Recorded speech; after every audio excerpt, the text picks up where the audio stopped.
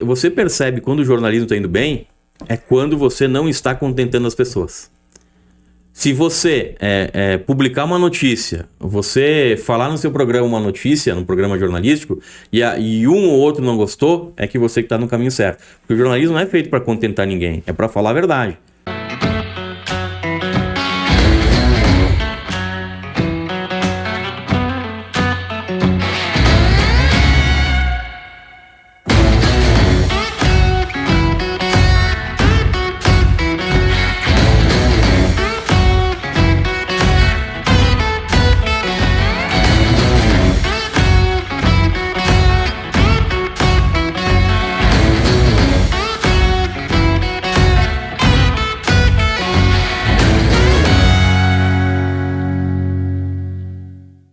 Alô, galera do Multiverso Podcast. Estamos começando o episódio número 61. Eu sou o Marcelo Carvalho. E eu sou Andriele Freitas. E hoje nós temos um convidado muito especial, o Daniel Tercílio Carniel. E ele que é jornalista, estudante de Direito e também ele é idealizador do primeiro portal de notícias da região, Portal Adesso, e do canal de TV em Garibaldi e também Carlos Barbosa. Seja muito bem-vindo.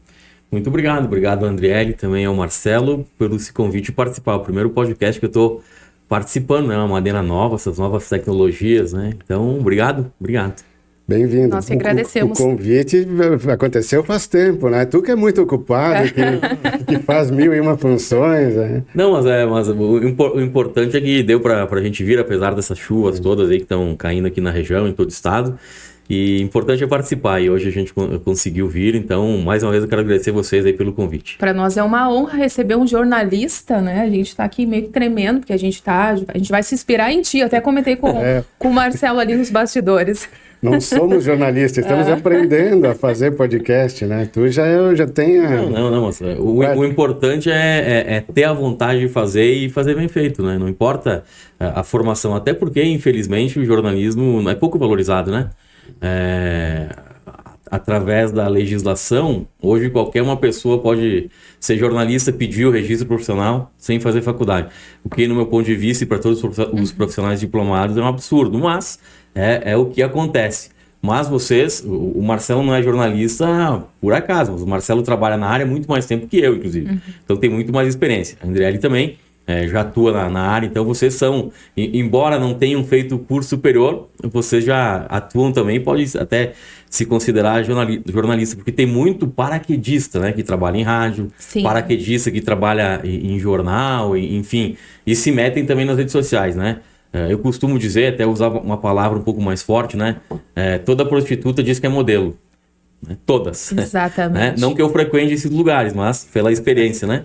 E todo mundo também diz que é jornalista. O médico que lê, o advogado que lê, qualquer outra profissão, um engenheiro que sabe ler e escrever, se intitula jornalista. Não são aqueles que trabalham na área. Então, aqueles que trabalham na área, por trabalhar na área, né? Mesmo sem formação, podem, na minha opinião, podem se intitular jornalista. Agora, quem não trabalha na área, né? Mas hoje em dia tudo mudou, né? O que é homem não é homem, o que é mulher não é mulher, né? Mudou, infelizmente. Então, e a gente tem que respeitar todo mundo, né? Eu sou de um tempo diferente dessas liberdades de hoje aí. No meu tempo era diferente. Mas a gente tem que se acostumar e respeitar todo mundo. E hoje tem muito... A pessoa com celular e 15 seguidores é influencer. E aí sai postando notícias e sai... Sabe que... Os blogueiros, né? Principalmente em cidade pequena, Garibaldi tem 35 mil habitantes.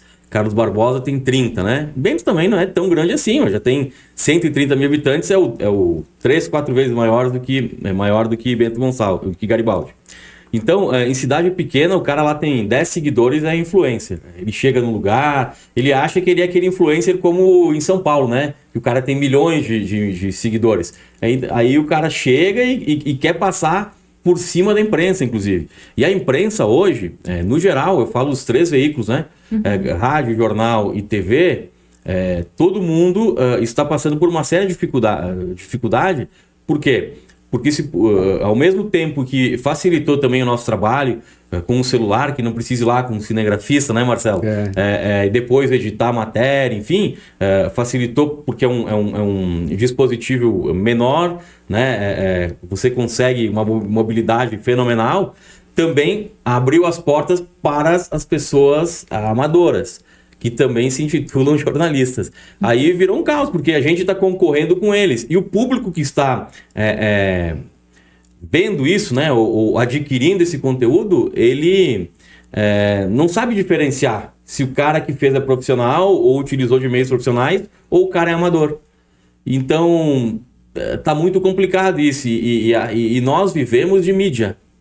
E aí você vai atrás de mídia numa empresa para divulgar a empresa, não, mas tem um influenciador lá, tem o cara da internet lá. Eles atrapalham, né? Atrapalham muito, né? Atrapalham muito. Então, aí você vai dizer o seguinte, cada um tem seu espaço. Sim, só que não a briga não é desigual, né? Porque eles não investem nada, desde o conhecimento, né? Eles volta e meia tem uma salinha lá em um celular, e a gente tem que ter funcionário, tem que ter...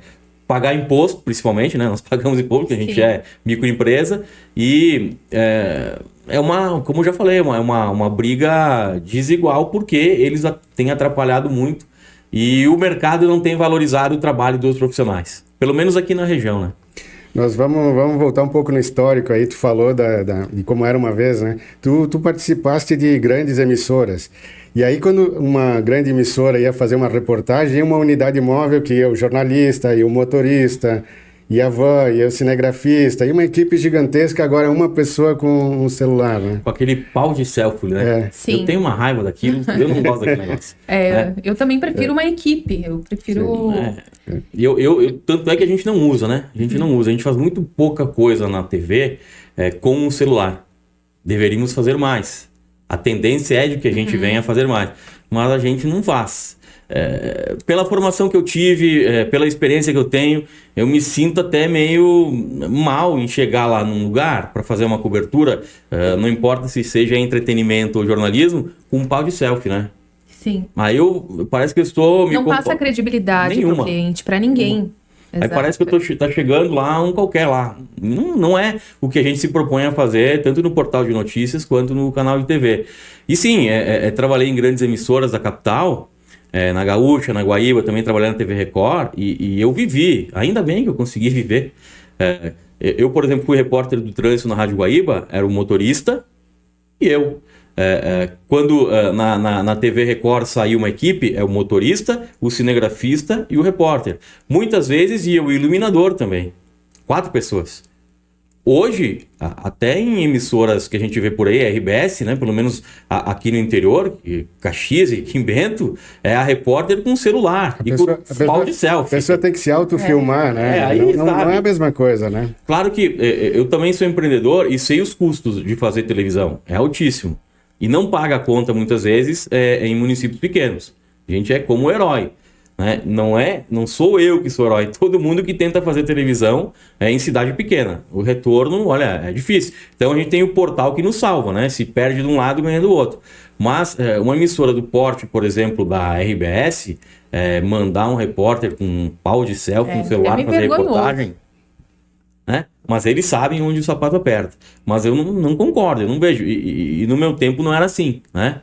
E não é um tempo tão distante, né? Eu tenho 44 anos, né? Que foi muito rápido, foi muito rápido essa evolução. Salto, assim, uma evolução muito rápida. Eu, quando fiz faculdade, eu aprendi... eu me formei na UPF, em Passo Fundo, e na Universidade de Passo Fundo tinha cadeira de fotografia. Eu aprendi a revelar fotos, né? Preto e branco. E estava chegando a novidade, né? Me formei em 2007. A novidade era a máquina fotográfica com disquete. Não, novidade. Aí você colocava o disquete, mas não era, no primeiro momento, o disquete não era aquele grandão, sabe? Já eram aqueles de plástico menorzinho, né? Mas tinha que colocar o disquete e fazer uma foto por vez, que era uma novidade. Hoje você vai fazer uma foto com um celular. Só que eu acho que hoje, nas universidades, eles deveriam aprender ainda a revelar foto, embora não se use, para o estudante, o acadêmico, saber como se fazia, a evolução da fotografia. Porque tem muito aluno que acha que o mundo começou com celular. Não é, né? Isso tem reflexo no conteúdo, no trabalho, né? Me diz o estudante que lê um livro hoje. Eu conheço poucos. Estão sempre na internet. E aí depois pergunta qualquer assunto para ele. Se tá na internet, ele vai saber. Mas tem assunto que não tá na internet, tá na cabeça, né? Que a gente tem que refletir e a gente tem que usar de um argumento que, com base no nosso QI, na nossa inteligência. E às vezes não sai nada. Muitas vezes. Eu sempre falo que aqui na internet a gente tem muita informação, mas a informação e o conhecimento são duas coisas diferentes, né? Então, o jovem hoje em dia, ele tá muito ligado só nas redes sociais, assim, não busca um conhecimento mais profundo, né? É o tempo da coisa rápida, né? E das coisas solúveis. Então, é tudo muito líquido. Então, as pessoas não se aprofundam em nada, né? Eu não sou psicólogo aqui, poderia falar de relacionamentos, né? É tudo muito volátil, né? Ninguém... Hoje eu tô com esse, amanhã eu tô com aquele, tudo, né? Amanhã em tudo, né? Então, será que isso é viver de uma maneira adequada? Isso é a felicidade? Porque todo mundo, até então, busca a felicidade, né? Para mim não é. Mas pro outro pode ser que seja. Mas ele também não conhece um outro mundo. Então, é bem complicado, né? Os dias atuais, e a tendência é que se complique ainda mais. A mão de obra, por exemplo, é fato aqui na Serra Gaúcha com relação ao jornalismo. Não tem. Você procura um jornalista para trabalhar? Não tem. É muito difícil. Os que têm estão empregados. Faculdade de jornalismo tem em Caxias do Sul, tem lá em Lajeado, não sei se tem ainda, que eu saiba é o que tinha, né? Que Bento Gonçalves não tem. E aí, você vai arrumar onde profissional diplomado? Não tem. Não tem. E as pessoas também, os estudantes, não estão fazendo jornalismo. Por que eu vou fazer jornalismo se não preciso de diploma para atuar? Sim. Para perder tempo e gastar dinheiro? Se os caras não gostam nem de ler um livro, eles vão perder tempo com faculdade, gastar dinheiro em faculdade? Não vão. Não vão. Então, todas essas coisas a gente teria que rever, que não vai ser visto, não adianta a gente se enganar, para tentar fazer um jornalismo melhor e ser mais valorizado. Outra coisa que também eu acho que deve existir é algum tipo de regulação da mídia. Não estou dizendo aqui que, como a esquerda quer, né, ela quer de alguma maneira controlar, né, e controlar de uma maneira ditatorial. Não estou falando isso. Estou falando, por exemplo, nós que somos produtores de conteúdo, por que as plataformas usam, né, e espalham o nosso conteúdo e ganham dinheiro em cima da gente? Por que elas não pagam por esse conteúdo? Né? Falam em fake news, mas quem é que produz fake news? Não são os veículos profissionais. Quem produz fake news são aquelas pessoas que a gente falou aqui no início do podcast, que não tem, que são os paraquedistas, né? Que não têm experiência, que não têm vivência no meio jornalístico. Os amadores. Os amadores, e não sabem nem o que estão fazendo. Sim. Só querem aparecer. Então, tem que haver uma espécie de regulação para não ocorrer isso. Só que não da maneira como querem fazer, né? Eles querem amordaçar a imprensa. É diferente do que controlar, né? Eles estão fazendo uma censura prévia, né? Justamente. E nós somos vítimas disso. Por exemplo, o nosso YouTube foi excluído. A gente tomou 3 avisos, levou 3 avisos, enviaram 3 avisos e depois os bloquearam. E por quê? Por causa que vocês estavam... Alegaram que era direito autoral de uma música. Bom, mas eu tenho um programa de televisão que eu também retransmito no YouTube. Esse conteúdo na TV tem música, áudio, né, de propagandas. Os anunciantes enviam pra gente propaganda. Agora, quem coloca a música, a trilha sonora, é o anunciante, vem pronto essa mídia. Como é que eu vou tirar? Né? E aí o YouTube não me paga. Isso eu acho uma coisa... me corta. Isso eu acho uma coisa muito errada do YouTube, porque eu já fiz dezenas de muitas lives e lives de música. E às vezes o YouTube derruba uma live de música com os próprios autores da música cantando. E jamais devia ser feito isso. Eles deviam sempre deixar o conteúdo ir e depois dizer, olha, Daniel, tu paga o ECAD ou o autor dessa música está cobrando, como é que nós vamos resolver? Né? Mas não eliminar, cortar ou proibir, derrubar a live, né? É o que mais tem acontecido. Então, hoje a gente não transmite mais nada, quer dizer, a gente não tem nem página no YouTube mais, né? Porque você imagina, nós começamos o Portal A10 em 2014, há 10 anos atrás. E todos os vídeos, né, que a gente fazia estavam lá. Então a gente perdeu tudo. Tudo. A gente não tem mais arquivo, infelizmente. Eu tenho que fazer aqui uma ressalva também, que quem nos ajudou lá no começo se chama Marcelo Carvalho, né? Que a gente não tinha dinheiro para pagar, não que a gente melhorou ainda, mas hoje a gente consegue pagar, e a gente precisava gravar. E o Marcelo muitas vezes foi até Garibaldi, gravava pra gente com a câmera dele, depois editava pra gente poder colocar no ar. Então vou agradecer o Marcelo aqui publicamente.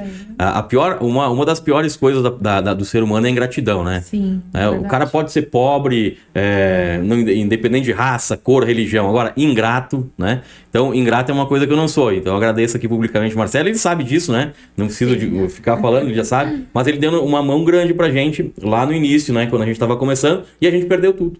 Todos aqueles vídeos que a gente gravou, não tem mais. Por quê? Aconteceu também da gente ter todo esse conteúdo guardado num HD dentro de um computador. E aí entrou um vírus. Na verdade, não era vírus. Aqueles caras que pedem dinheiro, né? Eles entram na tua máquina e pedem dinheiro para liberar os teus arquivos. Claro que a gente não ia pagar. Tivemos que formatar o computador, perdemos tudo. Então, hoje, né? O canal ADS TV vai fazer 4 anos. Tem ainda um pouco de conteúdo. Mas o Portal ADS não tem mais nenhum conteúdo. Não dá para confiar 100% na nuvem. Eu vou te dar um outro exemplo. Eu conheço um profissional ali, um fotógrafo, cinegrafista, que ele usava o YouTube lá para guardar as coisas que ele filmava, que ele fotografava, enfim. E não era público, ele deixava privado. Ninguém tinha acesso, só ele tinha acesso. E eliminaram tudo por causa também de, sei lá, direitos, alguma coisa assim. Então não dá para confiar, né, na nuvem. Tem que ter uma nuvem particular, privada, né, contratada com uma empresa. Aí você vai ter segurança. Se depender dessas maneiras tradicionais, é muito arriscado. Nós não estamos mais usando coisa tradicional e de graça, né? Não existe, como diz o ditado, almoço grátis. Sempre, não existe. Sempre vai ter algum problema. Mas enfim... E Daniel, por que Adesso? Qual que é a história deste nome, que é um nome bonito, né? Adesso aqui na Serra, no meu tempo também, agora você não encontra mais as pessoas, né? Porque antigamente você ser chamado de colono era uma ofensa, né? Era um termo pejorativo. Sim. Hoje não é mais, né? Hoje é até orgulho, né? Tem pessoas, eu me orgulho em ser colono, enfim. E aí na colônia, no interior, eles lá em Garibaldi, no interior de Garibaldi, eles encontravam você na rua, né? Eles falavam, tudo bem, Andriele? Tudo bem, Marcelo? E Adesso? Eles falavam isso, né? E Adesso? Era um jargão naquele período, há anos atrás, né? Lá, quando eu era criança, uns 30 anos atrás. E aí eu sempre fiquei com aquilo na cabeça, e Adesso, né? E depois eu fui saber o que significa Adesso. É agora, né? O Adesso em italiano significa agora.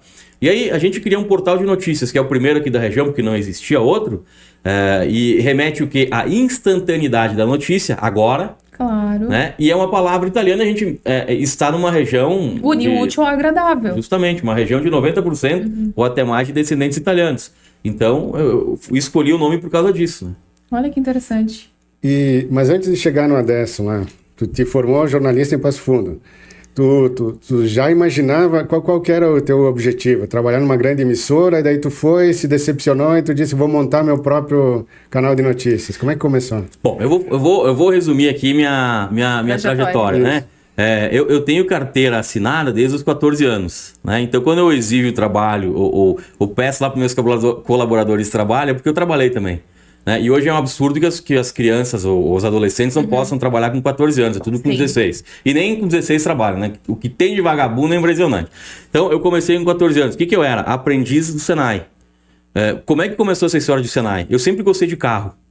E aí a minha mãe quis me levar no Senai, porque tinha um professor, que é o Rodrigo Brandelli, que o irmão dele, inclusive, é meu padrinho de crisma, estava dando aula lá no Senai de Garibaldi. Tinha recém-aberto. E aí eu fui com a minha mãe lá no Senai para fazer o curso de mecânica de automóveis. Só que eu cheguei lá, a minha mãe tinha entendido errado, não era a mecânica de automóveis, era a mecânica de máquinas. Eu nem sabia o que era mecânica de máquina, nem conhecia máquina. O que é máquina? Era torno, fresa, né? Aprender, uma mecânica industrial, solda. E aí, já que eu tava lá, né? Como diz o ditado, já que tá no inferno, dá um abraço no diabo. E aí eu fui, né? Tinha até uma espécie lá de vestibular, tinha muitos candidatos, né? Não fui o último, né? Inclusive. E aí eu fiz essa seleção, passei e comecei a trabalhar Comecei a fazer o curso no Senai de mecânico de manutenção de máquinas. Era bacana, não me arrependo, foi bom. E aí, desde os 14 anos, que eu ganhava uma bolsa lá do Senai para fazer esse curso. Terminou esse curso, eu fui trabalhar o meu primeiro emprego é Champanhe Jorge Albert, que tinha em Garibaldi, né, uma vinícola famosa, que infelizmente faliu. Lá eu fui trabalhar também na mecânica, mas era pouca coisa a mecânica de manutenção, né? O que é hoje a manutenção, ou na época era de uma vinícola? Era trocar rolamento de bomba, né? Bomba que coloca o vinho de uma pipa para outra, essas coisas assim. Então não era uma manutenção que eu tinha aprendido no Senai, era básico. Dali eu fui trabalhar na Grendene em Farroupilha, trabalhei 5 anos lá, trabalhei dos 15 ou 16, né? 16 eu terminei o Senai, então foi dos 17 aos 18 na Jorge Albert e depois eu fui lá na Grendene. Era na matrizaria. A pior coisa que eu fiz na vida. Não porque o serviço era ruim, para mim era porque eu não gostava. Eu não gostava de ficar o dia inteiro fechado dentro de uma fábrica. E na minha família, eu era o único que trabalhava assim. Não que eu seja uma família de vagabundos, mas a maioria da minha família eu era professor, funcionário público, né? Que trabalhava fechado dentro de fábrica, eu era o único. E eu não gostava também, mas mesmo assim eu aguentei 5 anos, trabalhei 5 anos. O que faz a matrizaria, o matrizeiro, né? Ele trabalha lá naqueles moldes de chinelo, no caso na Grendene Raider, Melicinha, né? Esses calçados de plástico, borracha aí. Então eu trabalhei ali e estava guardando dinheiro, mas eu sabia que eu tinha que fazer uma faculdade, né? Eu tinha isso. E eu tinha um sonho também de ser piloto. Então eu fiz o curso de piloto privado de avião no Aeroclube de Garibaldi. Uau. Só que no período que eu fiz o curso, estava fechando a Transbrasil, a Varig estava quebrando, não tinha mais emprego no mercado. Estava difícil. Então você teria que investir, porque o Aeroclube de Garibaldi dava o curso de piloto privado, monomotor, né? Aí depois você teria que fazer o curso de piloto comercial, multimotor e tal. Gasta um monte de dinheiro. Nem tinha, né? Mas a gente ia dar um jeito. Mas você ia investir um monte, né? Para depois não ter futuro. Então o que eu fiz? Eu fui fazer uma faculdade. Agora, que faculdade fazer? Eu pensei em fazer direito. Sempre quis fazer direito. Aí um dia eu estava em casa, sentado, vendo TV, sempre gostei de televisão. Apareceu assim, Universidade de Passo Fundo. Eu me lembro do slogan, grandes conquistas passam por aqui. E aí tinha uma dupla de estudantes apresentando um telejornal. Daí eu olhei assim, é isso que eu quero. Mas não tinha nunca trabalhado ou tinha envolvimento com comunicação, nada, né? Ninguém na família área. A minha tia, o meu pai trabalhou em rádio, mas a minha tia é formada em jornalismo, mas não atua na área, atuou muito pouco na área, então não foi por causa deles, né? Nem do meu pai, nem da minha tia. Mas foi porque eu assisti aquela propaganda, achei bacana. E na verdade não era jornalismo, era o curso de rádio e televisão. Então eles ensinavam rádio e televisão. Só existia no Rio Grande do Sul, lá na UPF, em Passo Fundo, e tinha na FAAP, que é a Fundação Álvares Penteado, se não me engano, em São Paulo, esse curso. Tinha um também em Curitiba, 3 cursos que tinha, acho que era na Metodista, enfim. Não tinha muitos esses cursos, que ensinavam um curso superior de rádio e televisão. Bom, fui para lá, fiz um ano com desse curso. Aí o que acontece? O Senac também fazia esse curso. Então o cara estudava 4 anos numa universidade, saía com o mesmo diploma que um cara que ia estudar 6 meses no Senac. Caraca. Enganaram todo mundo, a grande UPF lá. Fiquei indignado. Aí todos os alunos do rádio e TV passaram para o jornalismo. Eu perdi 1 ano. Ah, mas você fez 1 ano, as cadeiras vão ser proveitosas. Proveitosas para quem, né? Para a universidade que ganhou dinheiro, para mim não foi. E ninguém fala isso, mas eu falo. E aí o jornalismo, então, ao invés de ser 4 anos, para mim foi 5, porque eu fiz 1 ano de rádio e TV. Me formei, antes de formar, já trabalhei na área, atuei na Rádio Planalto, que foi minha grande escola, né? A Rádio Planalto, na época, era a M, que é só jornalismo. Uma das grandes emissoras de Passo Fundo. Atuei também lá na TV Pampa, na época do Álvaro Damini, que era o diretor de jornalismo. Ali fui tendo contato maior com televisão e rádio. E sempre quis trabalhar numa emissora. Mas eu não pensava trabalhar na RBS. Meus colegas, a maioria deles, o sonho era trabalhar na RBS. Eu era o único que não. Uhum. E por acaso eu fui um dos únicos que trabalhou na RBS, né? Como é a vida, né? Quem não imaginava e não queria... Mas aí, então, eu me formei lá em Passo Fundo, saí de lá, voltei e fiquei trabalhando 1 ano no jornal Novo Tempo de Garibaldi, né, com a família Portinho, trabalhei ali. Também quando eu voltei, imagina, eu tinha trabalhado na Rádio Planalto, numa cidade enorme que é Passo Fundo, hoje tem mais de 200 mil habitantes, ou próximo a 200 mil habitantes, e Garibaldi 35 mil. Então a imprensa de Garibaldi na época não noticiava os fatos realmente como acontecia. E eu, né, não tinha medo de ninguém, ainda mais novo, né? Se hoje eu já não tenho, na época, menos ainda. Então, tu sempre foi assim, tu sempre foi autêntico. Assim como? Autêntico, ó, eu falei assim, autêntico. Autêntico, verdadeiro. Eu sempre gostei da verdade, né? Porque fui criado assim, quer dizer, talvez, eu fui criado pelos meus avós, né? Talvez me deram mais educação, né? Eles são mais calmos. Eu não, eu sou mais de querer ver as coisas acontecerem, mas sempre com honestidade, com a verdade e com muito trabalho. Nada cai do céu. O que cai é a chuva, tem caído demais. Mas tem períodos que é muita seca também. Então o que cai, o que dá, o que a gente planta, né? Então eu sempre fui assim. E não quer dizer que também esteja sempre certo, né? Mas também o que eu balizo na minha vida não está errado. Eu procuro fazer as coisas certas. Dali eu voltei então no Jornal Novo Tempo. E do Jornal Novo Tempo eu saí e fui trabalhar na Rádio Guaíba em Porto Alegre. Fiquei quase um ano na Rádio Guaíba. Depois fui para a Rádio Gaúcha, também como repórter do trânsito. Eu fazia o trânsito também na Rádio Gaúcha de helicóptero, né, todas as tardes. De manhã era o Mauro Saraiva Júnior e de tarde era eu. Trabalhei um período ali e antes de ir para a Rádio Gaúcha, né, que eu estava na Guaíba, que a Guaíba e a Record é o mesmo grupo, fui para a TV Record. Mas a Record durou pouco, acho que foi 5 meses na Record. Eu era produtor do Balanço Geral. Daí era só tragédia, crime. Imagina você ficar ligando para familiares, para a polícia. Eu não tinha saco para isso. E eu não gosto de fazer o setor policial. Mas eu aguentei porque era uma experiência, enfim. Também não foi muito boa, mas né, foi. E aí permaneci, saí da Record, permaneci só na Guaíba e depois fui para Gaúcha. Fiquei um período lá e depois eu voltei para trabalhar na assessoria de imprensa com o prefeito Cirano Cisilotto. Trabalhei ali 7 meses e fui convidado pelo vice-governador Beto Grill para trabalhar na assessoria de imprensa do gabinete do vice-governador, que também foi uma experiência riquíssima, valeu muito a pena. Pude ver de perto a política, coisas ruins, coisas boas. E mesmo quando eu estava lá no gabinete do vice-governador, eu sempre tive a ideia, a vontade de empreender. Eu queria ter meu próprio negócio, sempre. Então, nesse período que eu atuei em Porto Alegre, eu ficava pensando em montar um negócio. E aonde? Na minha cidade. Uma porque eu gosto da minha cidade, né? Sou nascido, criado em Garibaldi, meus familiares são de Garibaldi, e Garibaldi não tinha ainda um portal de notícias, e a região da Serra não tinha um portal de notícias. O que tinha? Tinha algumas rádios e alguns jornais que tinham um site na internet. Mas eles nem atualizavam, eles tinham porque a internet estava iniciando, né, Marcelo? E aí eles tinham que ter alguma coisa na internet, então eles criavam um site. Eu não. Eu me baseei aonde? No UOL, em São Paulo, que foi um dos primeiros portais do Brasil e até hoje é o mais lido, né? Aí a gente atualizava também diariamente as notícias, então era um jornal online.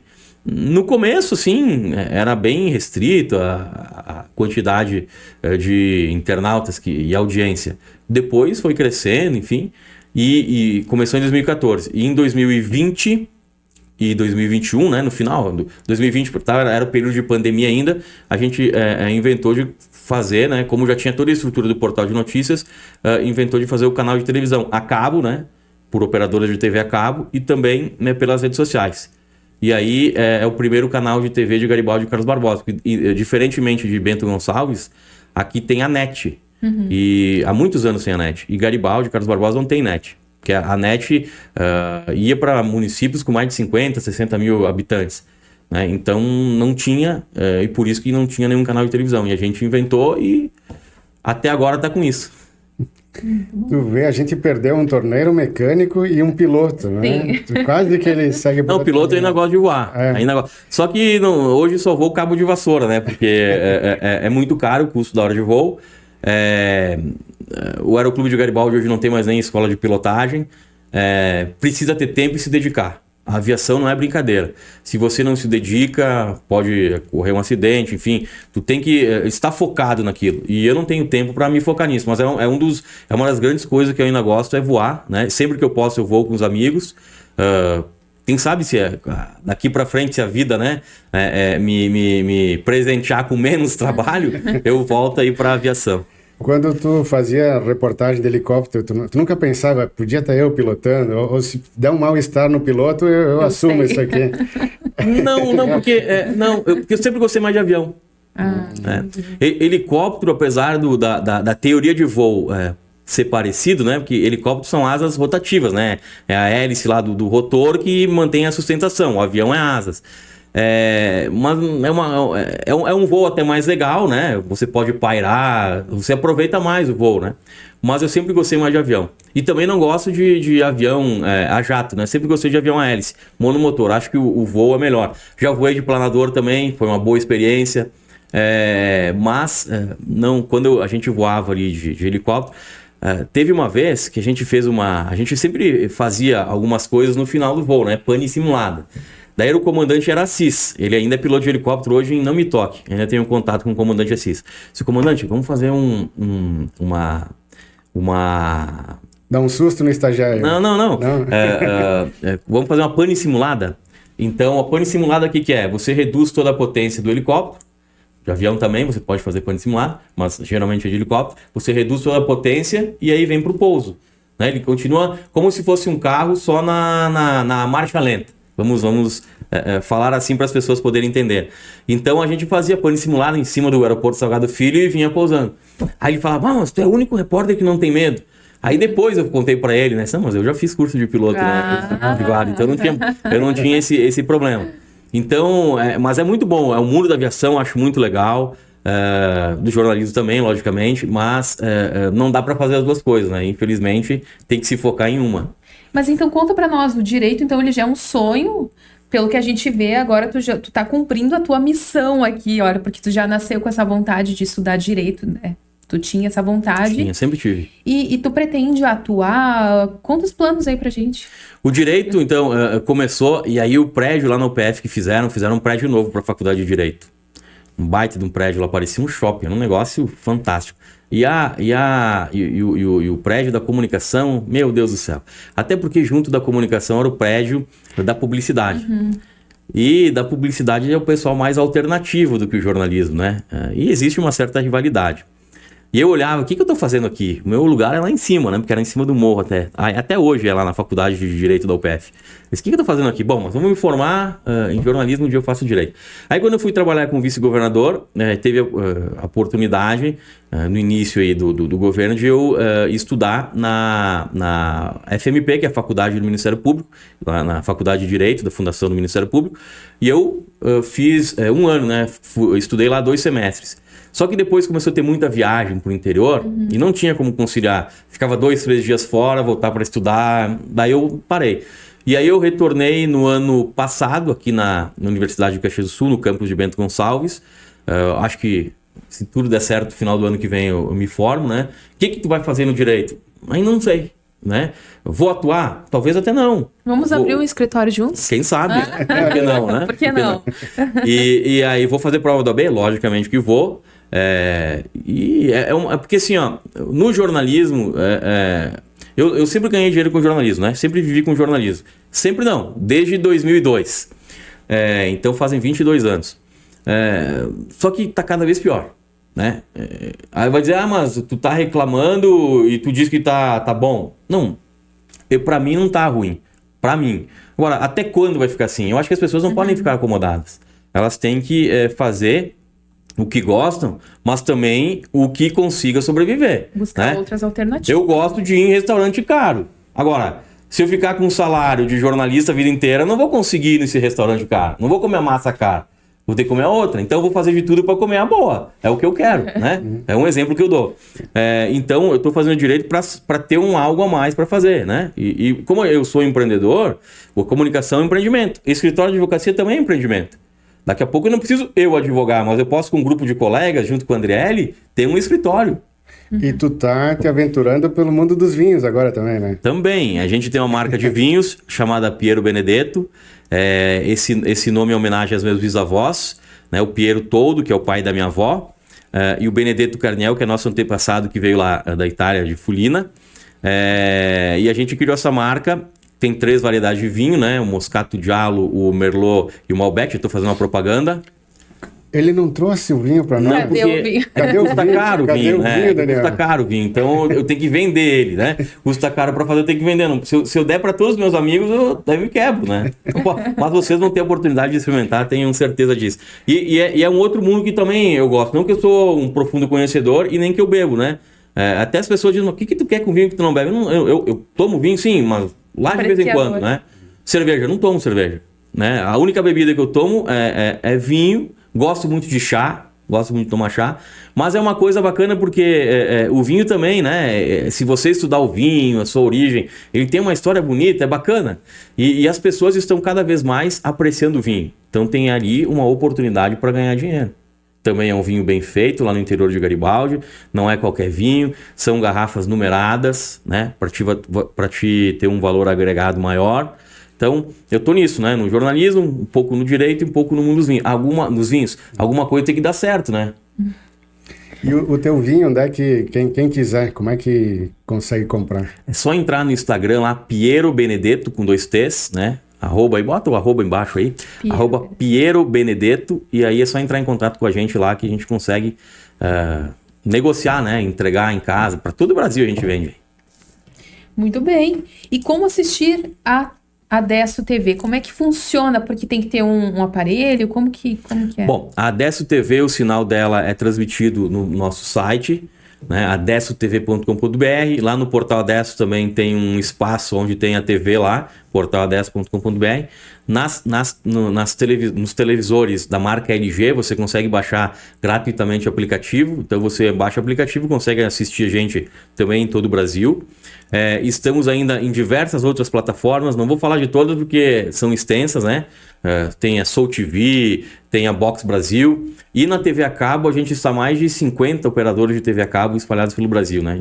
Em todos os estados, né? São Paulo, Minas Gerais, Goiás, Paraná, Santa Catarina, no Rio Grande do Sul, no Amigo TV, em mais de 100 cidades. Então, a gente na verdade tem mais audiência fora daqui do que aqui. Né? Até porque santo de casa às vezes não faz milagre, não é valorizado. Sim. E muita gente dos outros estados de fora nos acompanha através dessas operadoras de TV a cabo. Por que eu estou falando isso? Porque a gente recebe muita mensagem. Então a gente sabe que tem uma audiência bastante grande fora. E eles querem ver coisas aqui da região também que é difícil, né? Não tem conteúdo. Outra coisa que a gente tem que salientar, além de ver a Adesso TV, né? Qual emissora de televisão tem essa Serra Gaúcha? Não tem. Ah, mas tem RBS Caxias. Passa 15, 20 minutos de jornalismo o dia inteiro. Exatamente. Então, é uma coisa que faz falta, que deveria ter. Tínhamos a UX, TV da UX, que não sei por quais motivos. Um deles é financeiro, logicamente, porque tudo envolve dinheiro na vida, né? Então, eles quiseram conter os gastos e fecharam a televisão hoje, que era um canal aberto, não existe mais. Hoje o que a gente tem é TV a cabo ou... Porque os canais abertos que a gente tem aqui, que pega aqui, não tem nada, é muito pouco conteúdo local. Então é uma coisa que faz bastante falta. O Adesso TV veio para suprir isso? Não, porque é restrito. Nem todo mundo baixa o aplicativo para assistir de graça, nem todo mundo assina para assistir na TV a cabo. É uma pena, né? E também, na medida que tiver mais conteúdo local, acredito que ela vai ser mais vista ainda mais. Bento Gonçalves também é exemplo disso, né? Olha o tamanho da cidade de Bento Gonçalves e não tem um canal, a não ser a cabo, né? Não tem também um canal aberto para divulgar e mostrar as coisas. É uma pena, é uma pena.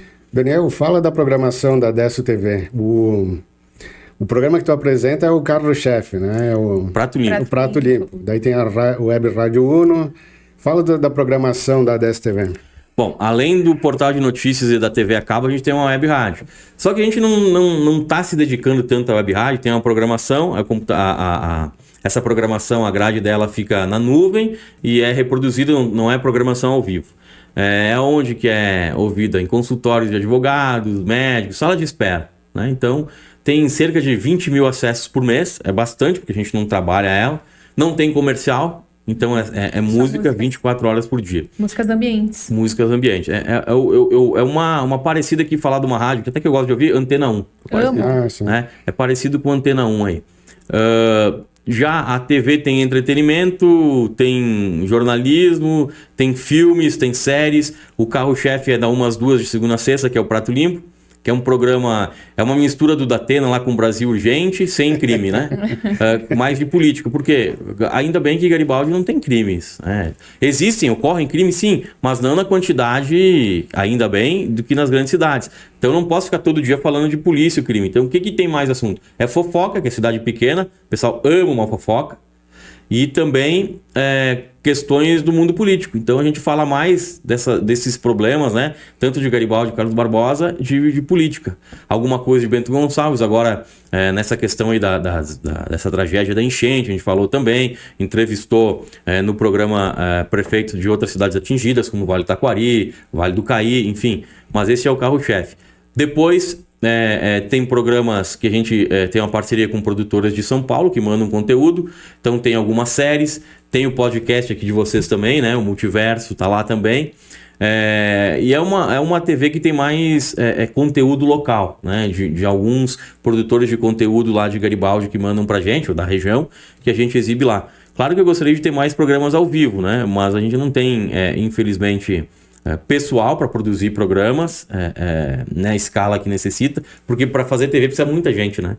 Ao contrário do rádio, que eu vou com o celular, eu faço uma transmissão, uma reportagem ao vivo com o celular. Televisão não, né? Porque eu volto a dizer, eu não faço televisão com celular e pau de selfie, né? Então precisa de um cinegrafista, tem que ter um editor, tem que ter um diretor, né? E a gente não tem todo esse pessoal para fazer mais programas como a gente gostaria. Mas tu já teve bem mais programas locais, né? Tu já teve de culinária, tu já teve o Persona, tu tá sempre criando um programa novo, né? O que acontece? No começo as pessoas, vassoura nova varre bem. Depois de certo tempo, as cerdas, né, da vassoura começam a ficar velhas e não varrer tão bem. E os programas é a mesma coisa, a gente convida um cara lá para apresentar, no começo ele apresenta bem, aí depois, por inúmeros motivos, ou porque não ganha dinheiro, aí eles, vou parar, e a gente vai buscar outra coisa. A gente está sempre tentando se movimentar para não ter sempre o mesmo conteúdo, mas não é fácil, a briga é diária, a luta é dura.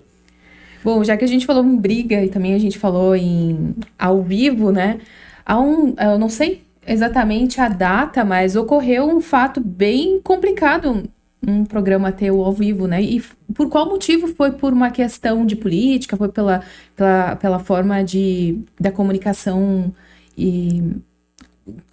ali aquela por falar a verdade. Isso, por falar a verdade.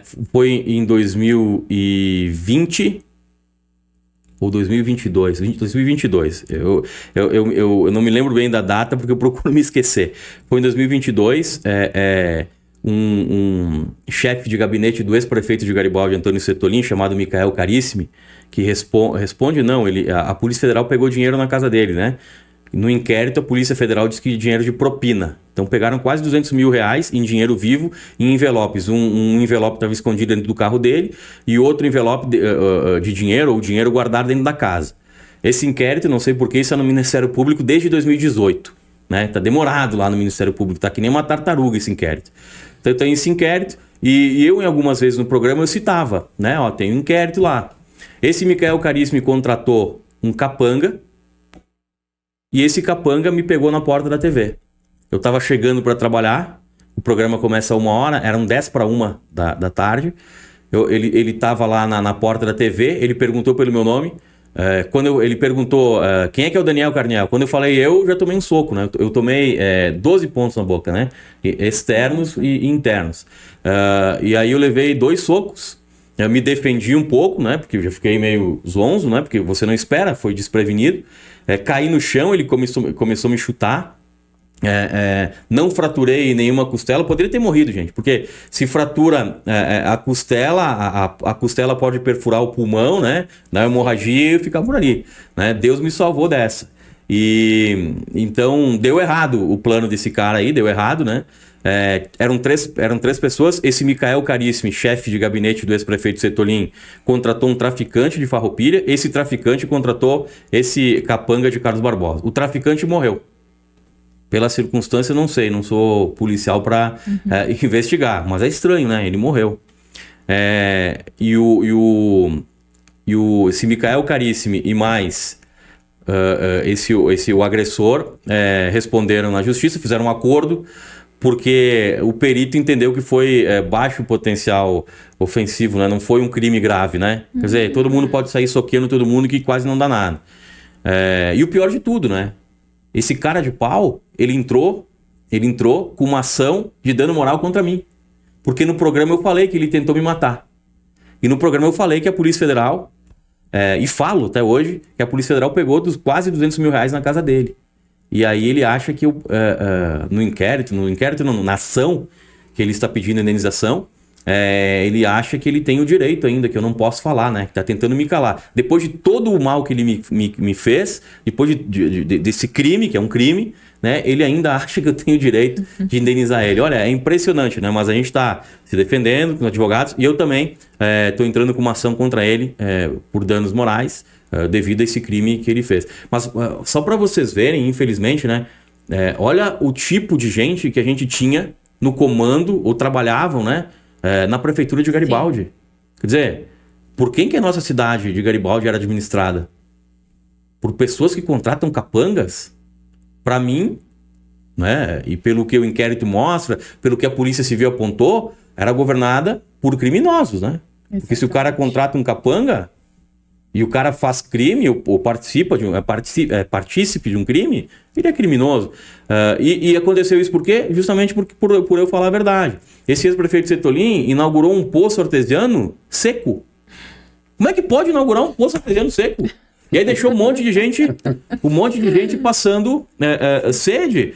E aonde que tem esse poço seco? Lá em São Roque Figueira de Melo, uma comunidade no interior de Garibaldi, que é uma área invadida. Quer dizer, o cara, eu já começo a ficar bravo, o cara deixou os moradores se instalarem numa área invadida, não fiscalizou, além de ter um monte de gente na área invadida, foi lá e inaugurou um poço seco, um poço artesiano seco. Quer dizer, e a imprensa de Garibaldi não enxerga, não vê. Eu vou pra frente da Câmara, eu falo. Essa é a minha obrigação. Quando não puder mais fazer isso, eu fecho as portas e vou embora, vou fazer outra coisa. Parece que as pessoas não gostam da verdade, né? De quem fala a verdade. Eles preferem aquelas pessoas que omitem. E quem gosta, tem medo. Quem gosta tem medo. Quem gosta tem medo. Isso aí eu não vou me meter. Eu tô falando a verdade, né? E que agora esse cara aí, que pra mim é criminoso, ele tá me processando por danos morais. Mas ele poderia ter me processado por danos morais se ele achou que eu falei alguma coisa que ele não gostou lá atrás, desse poço artesiano, que a Polícia Federal foi na casa dele. Não precisa ter contratado um capanga. Exatamente. Né? Então, no primeiro ele tomou esse caminho aí, né? Tortuoso. E agora, então, ele foi. Apesar que os dois estão errados, né? Tanto a ação contra mim contra o que ele fez. Mas eu não desisti, mas não foi... para uma cidade do tamanho de Garibaldi acontecer um fato como esse, né? Eu apareci até no Jornal Nacional, né? Sim. Eu ia dizer isso. Tem uma repercussão nacional. Repercutiu em todo o Brasil, né? Todo o Brasil. Mas é uma repercussão ruim, né? Eu não queria aparecer num momento como esse, com a boca, com pontos na boca, né? Sangue, fui sangrando, entrei no ar. Mas o que me salvou foi que eu entrei no ar e sangrando. Senão as pessoas não iam prestar atenção e eles, tanto o agressor quanto o mandante, ia dizer que era mentira, que não foi ele. E aí tu entrou no ar e comentou com a tua audiência o que tinha ocorrido e saiu do ar. Acabei de sofrer um atentado. Tô ainda sangrando, não sei se tem dente quebrado. Eu expliquei, fiquei 5 minutos do ar e fui pro hospital. Chamei a brigada militar e fui pro hospital. Olha, e fiquei um mês fora do ar, né? Não tinha como falar. E tinha testemunhas lá? A tua equipe te ajudou a te proteger lá? Tinha um repórter meu que viu, tentou até correr. Tentou não, ele viu o bandido, ele correu mais que o bandido. Né? Mas também, naquela situação, não tinha como fazer diferente. Não, e o bom é que tem câmeras também, né? Sim, teve câmeras de segurança que mostraram. Não a ação, né? Não a agressão, mas sim o sem vergonha correndo, né? O movimento ali da... Agora tu só contrata equipe que treina jiu-jitsu ou não? Não. Primeiro tem que... Atletismo, tem que correr bem, né? Tem que correr bem. Mas ainda bem, a polícia em 15 dias pegou o autor, que é esse Micael Caríssimo, chefe de gabinete do ex-prefeito. Aliás, esse ex-prefeito aí não se manifestou, o partido deles, que é o MDB, não se manifestou, né? Eles deveriam se manifestar, porque esse cara era secretário municipal. Então, até hoje estou esperando manifestação, não se manifestaram. Parece que eles são coniventes ao crime. Depois disso tudo, eles viram que não existe impunidade e eles pararam, né? E também serviu como alerta e aviso para os demais que queiram agredir um jornalista aqui em Bento, um jornalista em Farroupilha ou na capital. Eles viram que a Justiça e a Polícia Civil atuam, e a Brigada Militar também. Então, acho que deu uma amenizada com relação a isso. E para outros jornalistas, eles não fazem, porque a maioria dos jornalistas, né, eles omitem muitas coisas. Preferem não se incomodar. Preferem não se incomodar. Né? E talvez, além de não se incomodar, eles querem viver mais tranquilamente. Só que cada um tem um propósito. O meu propósito é esse, né? É levar a verdade para a população. Garibaldi, durante muitos anos na política, foi enganada, né? E eu, quando tive a oportunidade de trabalhar com vice-governador, eu via. A gente andava esse Rio Grande do Sul inteiro, em muitos lugares, porque eu sempre sempre tive um amor por Garibaldi e fui meio barrista. Então, como é que eu chego num lugar, na faculdade os caras me chamavam, ao invés de Daniel Carniel, de Garibaldi. Meus colegas, ô Garibaldi. Eu me senti orgulhoso, me chamando pelo nome da minha cidade. Né? E é assim quando a gente vai para um outro lugar, que as pessoas não te chamam pelo nome, chamam pelo nome da cidade. E você, quando a gente andava pelo estado com o vice-governador, aí perguntava, de onde é que tu é? Garibaldi. Garibaldi, as pessoas já não estavam mais conhecendo. Elas falavam assim, ela perto de Bento. Eu ficava louco, cara. Não era perto de Bento. Bento que fica na Grande Garibaldi. Então, eles não falavam mais, porque depois que deixaram o esqui, né, que era o maior complexo turístico da Serra Gaúcha, que era a estação de esqui de Garibaldi, fechar, Garibaldi desapareceu do mapa.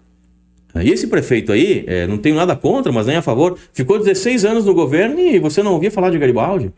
E Garibaldi, nos últimos anos, ela recuperou muito o seu nome no cenário estadual, né? Tem paixões políticas, eu não tenho partido, sou apartidário, não tenho partido político e não sou filiado a nenhum também, mas eu consigo enxergar, pela experiência que eu tenho, pelo jornalismo, enfim, e por ter atuado também como vice-governador, as pessoas que fazem a boa política, a pessoa que faz os governantes que fazem a má política. Então eu consigo perceber bem, e Garibaldi está bem nesses últimos anos e recuperou, né? Não se falava mais. Hoje tem o Festival do Grostre, estão chamando Garibaldi a embaixada do Grostre. Sim. Cara, o que é Grostre? É uma massa com gordura e açúcar. Mas não importa, leva o nome de Garibaldi. Para mim é a melhor coisa do mundo. Então, o meu propósito é esse, fazer um bom jornalismo, divulgar a cidade. Tem gente que não gosta, e tem gente que faz coisas escusas, coisas erradas, que ficam brabos, né? E querem atacar jornalistas. Mas se dá mal, né? Porque a justiça e a polícia mostraram que não é por aí o caminho. Foram bem eficientes também. Em 15 dias, desvendaram esse crime. Muito bem. E jornalismo é isso, né? Tem que falar o que acontece de bom ou de mal, né? Porque se for só para falar bem, tem outro nome, daí é publicidade, propaganda. Publicidade, propaganda. Né? Você percebe quando o jornalismo está indo bem, é quando você não está contentando as pessoas. Se você publicar uma notícia, você falar no seu programa uma notícia, num programa jornalístico, e um ou outro não gostou, é que você está no caminho certo. Porque o jornalismo não é feito para contentar ninguém, é para falar a verdade. E quem fica descontente? Geralmente são aquelas pessoas que fizeram alguma coisa errada. Porque elas fazem erradas e elas não querem que essa coisa seja divulgada. Elas querem esconder o erro. Elas não querem que as outras pessoas fiquem sabendo. E aí elas tentam de alguma maneira te prejudicar, ficam bravas, cortam mídia, te perseguem. Não é fácil, né? Não é fácil. Mas a gente nem poderia imaginar que falar de política pudesse ir para o lado da violência, né? Porque o que se espera? Eu vou correr perigo se eu falar de facções. Isso. Mas falando de política e sofrer um atentado, né? A pessoa nunca espera que eles vão chegar nesse nível, né? Para te ver o tipo de gente, o tipo de político que tinha em Garibaldi, né? Se tu for analisar por um outro lado, quem está comandando o nosso Brasil, né? Eu acho que é um assunto que a gente tem que falar. Né? Por que jornalista não fala de qual time torce e para qual partido ele é? Ou não precisa falar do partido, mas qual política? Eu sou gremista, nasci gremista, vou morrer gremista, né? Espero que demore bastante tempo para morrer ainda. Agora, a política, quem estuda, tá? E não dá para entender quem não estuda, ou mesmo gente estudada, ter essa visão, né? Tu é de esquerda ou de direita? Então, eu sou pelo bem das pessoas. Eu não tenho político de estimação. Tem político de esquerda bom? Tem. Tem político de direita bom? Também tem. Só que a gente percebe que, infelizmente, nos últimos anos, a esquerda não tem feito uma coisa boa para o Brasil. Como é que eu vou admitir que um presidente da República seja um ex-presidiário?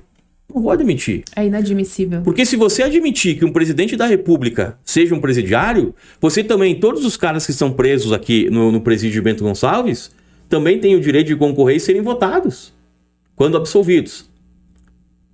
Mas o que o povo vai fazer? Não, aquele cara foi preso. Eu não dou nem emprego por presidiário. Qual é empresário, qual é comerciante que dá emprego para presidiário? Nenhum. Os presidiários, na sua grande maioria, eles sofrem um certo preconceito. E aí, para presidente da República, tá tudo bem? Não. Chefe de Estado, né? Chefe da nação. Tá errado, tá errado. E a maioria também dos jornalistas são de esquerda. Mas por quê? Aí o jornalista, eu ganho mal, meu chefe, não sei o quê, como é que é, o proletariado, esses termos que eles usam aí, né? O termo que a esquerda usa.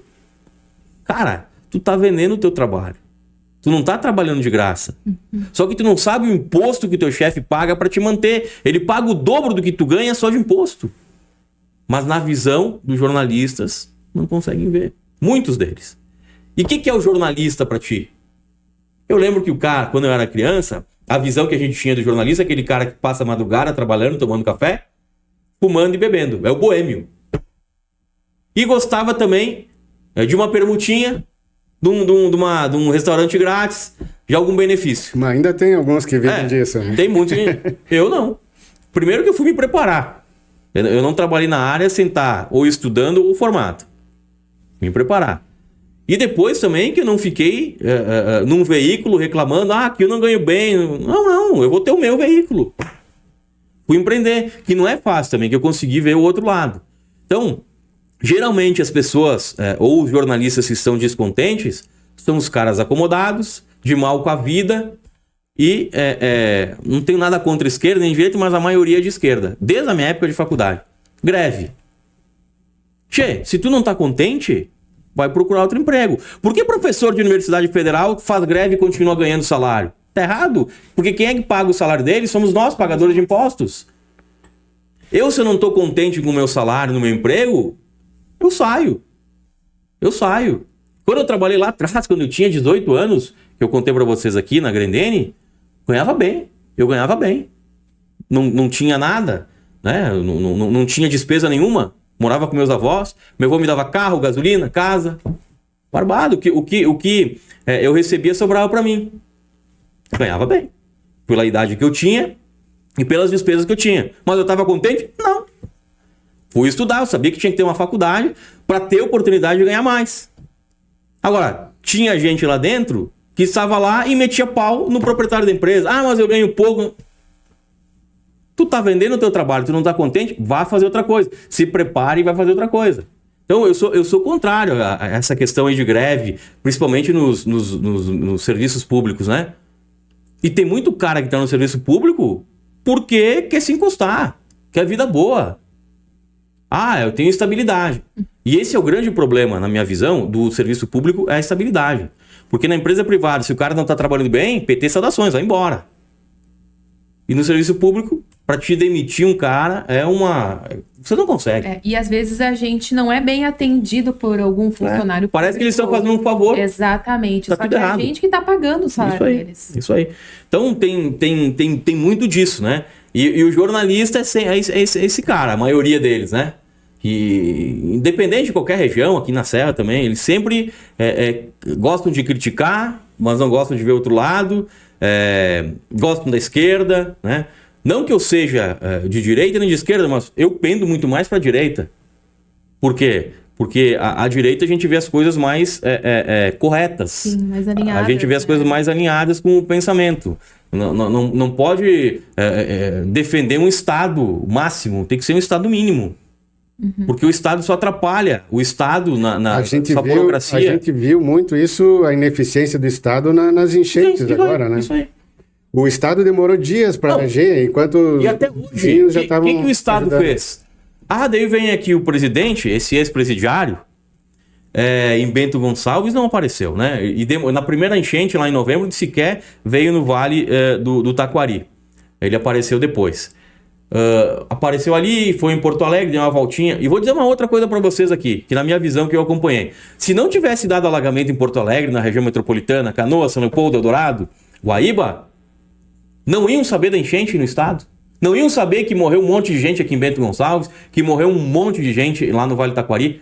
Porque a mídia maior estava na capital. Se não tivesse dado na capital, ia ser uma enchentezinha. Não ia ter dado valor. Exatamente, até porque começou aqui na Terra Gaúcha. Aí desceu, mais. Então demorou mais de 5 dias. Para vocês terem uma noção, eu fiquei sabendo pela Polícia Rodoviária Federal, eu não tinha essa noção, que eu me apavorei ainda mais, num trecho, né, entre Bento e Veranópolis, no Rio das Antas, que tem a Ponte dos Arcos, num trecho de 18 quilômetros, teve 48 interrupções. Quedas de barreiras, caiu árvores, enfim. 48 interrupções em 18 quilômetros. O socorro só conseguiu chegar para aqueles caras que estavam na ponte 2 dias depois. Nossa. 2 dias depois. Nada chegava. Helicóptero, por causa do tempo, o teto baixo, o tempo ruim, não chegava lá. Muita gente, os familiares, foram abrindo picada a facão no meio do mato. Amarrado a uma corda, porque poderiam também cair lá do barranco, né? Então, olha a dificuldade que foi esse resgate, esse salvamento da tragédia. E aí o governo federal, não, eu vou dar tanto, é bilhões. O que chegou até agora? Nada. Como diz o italiano, o descendente, parole, palavras. É muita teoria e pouca prática. Nada. Não, e outra coisa, o governo federal arrecada muito dinheiro e às vezes ele não está ajudando, ele faz um empréstimo, ou seja, está nos endividando. Um dinheiro que nós vamos ter que pagar com juros. Isso que o Rio Grande do Sul é o estado que mais recolhe impostos, né? É um dos maiores. A Serra Gaúcha é um dos maiores PIBs do Rio Grande do Sul. E o que o governador do estado, o Eduardo Leite, aí faz para a Serra Gaúcha? Quase nada. Sequer cuidava das estradas. Sim. E aqui eu tô falando de uma coisa, eu já lembro de outra, né? Outro exemplo que eu vou dar é uma vergonha essa EGR, Empresa Gaúcha de Rodovias. Se você pegar hoje, sair de Garibaldi e ir para Estrela, Lajeado, é um trecho de 60 quilômetros, pedagiado, você paga lá no pedágio de Boa Vista do Sul, e é puro buraco. Como assim? Buraco numa rodovia pedagiada? É uma vergonha, é um escárnio. Não tomou atitude nenhuma. E essa questão das enchentes é a mesma coisa. Eles não construíram uma casa desde a enchente de novembro. Sim. E agora, será que eles vão fazer alguma coisa? Parole! Como falava aquele governador, que eu também não gosto desse Sartori aí, porque muito pouco fazia pela Serra Gaúcha, mas ele falava isso aí, Parole. Então assim, é só conversa mole. O cara que perdeu a casa, quem perdeu tudo, não está sendo muito ajudado, não. Deram 5 mil. 5 mil você vai comprar o quê? Uma geladeira, uma televisão, talvez uma cozinha, e olha lá. Sim, daí vai comer o quê? E a solução do Estado é sempre aumentar, né? Aumentar imposto, aumentar isso, aumentar aquilo, né? Eles não vêm, por exemplo, para... Reduzir o Estado. Reduzir o Estado. Por exemplo, precisamos de ajuda porque para o comércio, para as indústrias aqui de Garibaldi e região. Então, o que o Estado podia fazer? Diminuir o imposto da espumante, diminuir o imposto disso, dar outros benefícios. Não, eles pensam sempre numa forma de aumentar, né? Diminuir nunca, né? Sabe por quê? Porque é a ação mais fácil para fazer. Dá um canetaço, aumenta o imposto, teu caixa levanta. Né? Agora, se você reduzir a máquina pública, dá mais serviço, né? Você tem que pensar, você tem que planejar. E eles só estão pensando o quê na maioria dos políticos? Em se reeleger. Só estão lá pensando na próxima, ou um companheiro que vai ganhar. Assim, são poucos os que realmente pensam pelo Estado. E infelizmente o povo não acordou e continua votando sempre nos mesmos. Infelizmente. Porque eles se encantam com o tapinha nas costas e com o discurso. Aquele discurso bonito de amor, né? O amor eles estão discursando na tua frente e nas tuas costas estão colocando uma faca. E o povo aplaude e vota e acha bom. Então, Daniel, tu tem um pé na política, assim, tu gosta de política, né? Gosto, mas... Tu nunca pensou em se candidatar? Eu já fui. Ou tu acha que tu pode fazer mais apontando as verdades, contando o que acontece? Eu gosto de política. Já fui candidato a deputado estadual pelo PSB, que é um partido de esquerda, mas eu não estava lá pela esquerda, eu estava lá pelo meu pensamento, que era o partido do vice-governador Beto Grill. concorri mais para ajudar ele, porque ele concorreu a deputado federal e para ter um candidato do partido aqui na Serra, do que forte, se eleger. Até porque Garibaldi nunca tem candidato a deputado estadual. Naquele ano tinha 7. É impressionante, né? Aí não elege ninguém. Não, aí, né? Então, gosto, só que me envolver, eu não tenho mais estômago para isso, né? Já tô velho para isso, porque tem que engolir muito sapo, tem que contentar todo mundo, né? Eu falo até no meu programa, eu não tô aqui para contentar, eu tô aqui para passar informação. Goste, não gostou, troca de canal. Sim, simples desliga assim. a TV, né? E o político não, né? O político em busca de voto, ele tem que contentar todo mundo. Tem que contentar a Andriele, o Marcelo. Mesmo o Marcelo sendo um pé no saco, um cara chato, tem que ir lá bater nas costas. Ah, Marcelo, você é o melhor cara do mundo. Tem que ficar insistindo, né? Ligando 500 vezes, ele responde com um delay de uma semana. É isso aí.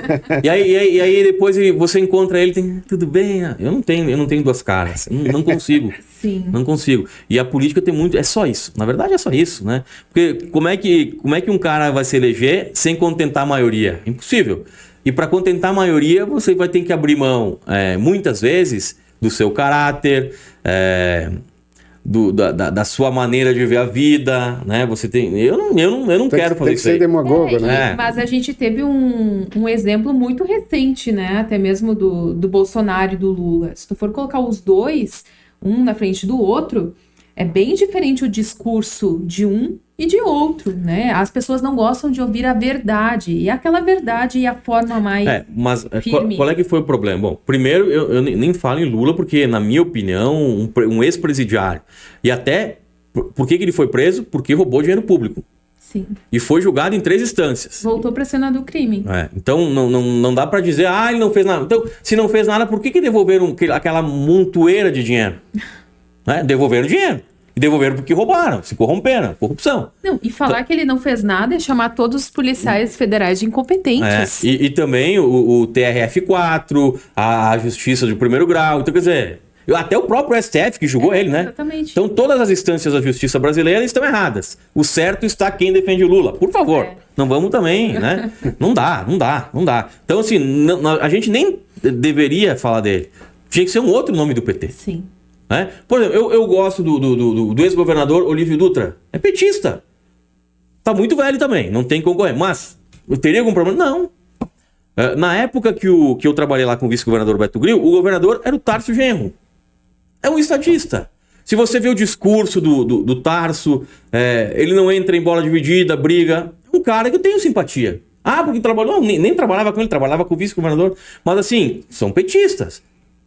Não quer dizer que eu também seja de esquerda, né? Mas são pessoas que, no meu ponto de vista, não teria problema até em votar em pessoas assim. Agora, um cara que é um ex-presidiário, aí tá brincando comigo, né? Eu rasgo o título, queimo. Não vou votar. E o Bolsonaro, qual é que é o problema do Bolsonaro? Ele tinha que ter calado a boca. Se o Bolsonaro calasse a boca, quando cala a boca é um poeta. Esse é o problema. Por quê? Eu sinto... tem algumas coisas que eu falo no meu programa, não vou falar aqui para não ser cancelado também, mas que eu não concordo, mas eu evito falar. Porque tem muitas pessoas que assistem, mas elas gostam daquilo. Então, por que eu vou implicar com elas? Para que eu vou arrumar uma briga com elas? Desnecessária. E o Bolsonaro o tempo todo fazia isso. Então, se ele tivesse ficado quieto, eu não tenho dúvida que ele seria reeleito. Como é que você vai, numa foto, aparecer com uma caixinha de cloroquina, que cloroquina não faz nada pro Covid, nada, e vai oferecer lá para uma hiena? Cara, isso é um desrespeito com todas as pessoas que morreram por Covid. E não foi uma nem duas. Muita gente morreu. Existiu pandemia? Existiu, gente morreu. Aí o presidente da República não se vacina? Ele é político. Político engole cada sapo. Qual é que era o problema de lá se vacinar? Nenhum. Tinha que ser o primeiro a se vacinar. Eu me vacinei, não vi problema nenhum.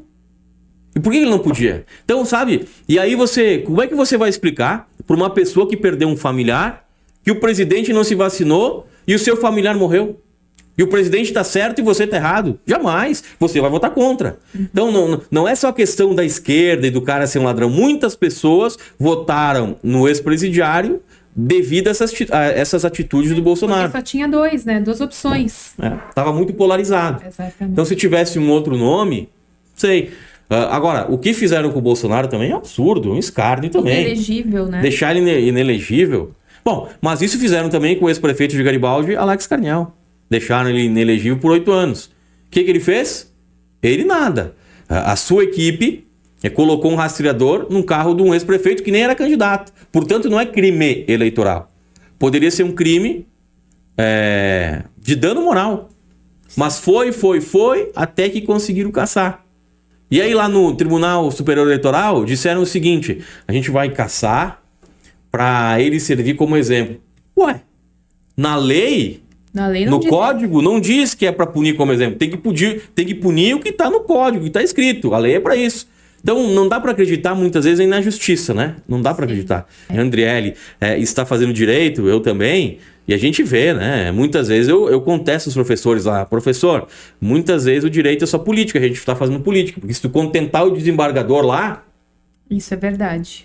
Você muitas vezes consegue um ganho de causa porque ele gostou lá, né? Não sei de que maneira, mas eu sempre vou contentar da maneira correta e honesta, né? Mas nem sempre é assim também, não vamos ser ingênuos. Então, na verdade, a justiça é uma grande política. O próprio crime de fake news não existe no Código Penal, né?